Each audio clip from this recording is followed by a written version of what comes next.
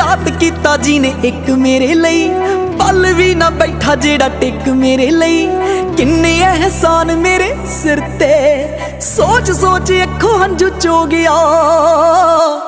बापू तेरे करके मैं पैरां ते खलो गया, तू सैकलां ते कट्टी ते मैं गड्डी जोगा हो गया।